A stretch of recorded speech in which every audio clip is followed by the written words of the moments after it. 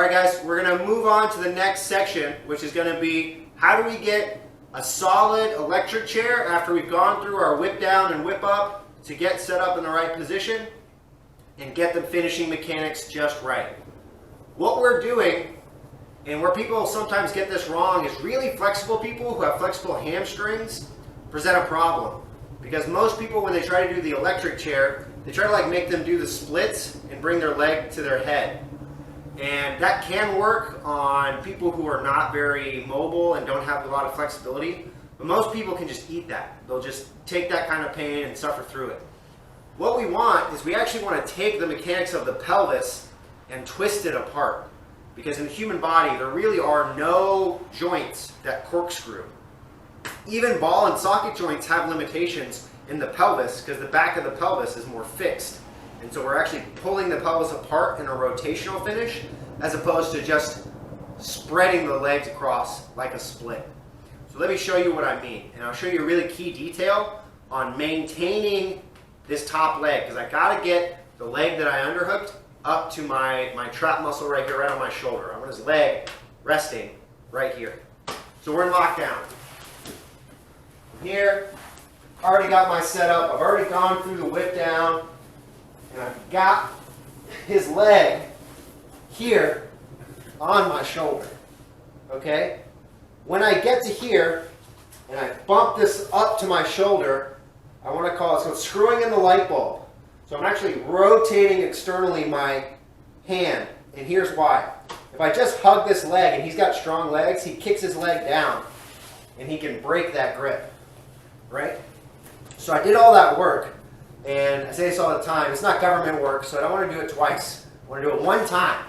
I want to turn this wrist up like this. So now he tries to kick that leg down. Can I get that leg back? Get that leg back? He can't get it. Alright? So now, I want to move into place. I want to extend my lockdown leg all the way. He's already wanting to give up here. Okay? And so what I do is, again, I'm extending that bottom leg as far as I can, giving him a nice little calf slicer. But I'm not trying to drive this to his head. I want to chop this arm down, rest my head, and get higher than him. And so from here, I extend my bottom leg, and then I rotate this part down. And he's not liking that at all, right? So here's the mistake that people make, is they come up and they try to do this. And make him do the splits, which that's uncomfortable. I can survive. But you can survive, right? I mean, maybe if I really, really try to get it, it hurts. But there's a lot of really flexible people in this world, and that's not going to cut it.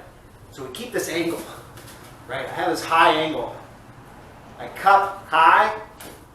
I'm posted as high as I can physically get, and then I turn his hips in a rotational finish.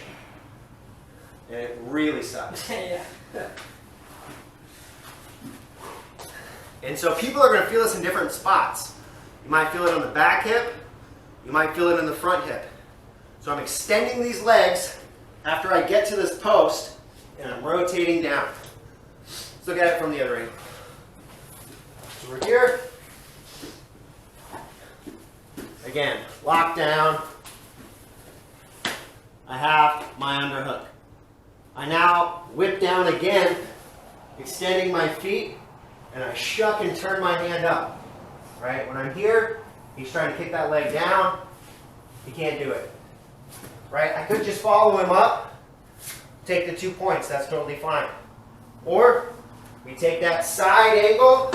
Again, notice how I'm at a 45-degree angle and extending my feet all the way. Look at his face. That's the face you want. Because I haven't even turned this hip down yet.